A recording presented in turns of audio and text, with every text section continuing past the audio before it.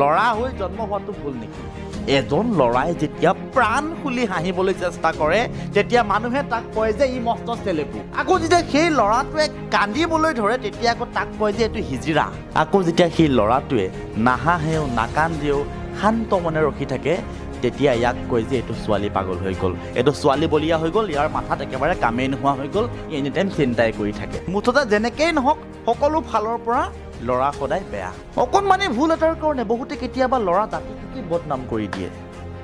কিন্তু সকলো ল'ৰা ইমানো বেয়া নহয় যিমান মানুহে তাক বনাই দিয়ে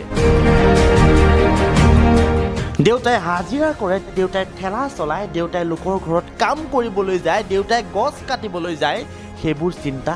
মনত সোমাই থাকে সেইবোৰ দেখি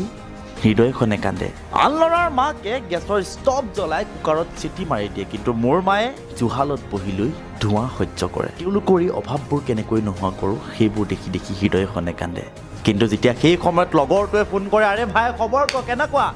বিন্দাছ ভাই তোৰ ক কেনেকুৱা সেইটোৱে ল'ৰা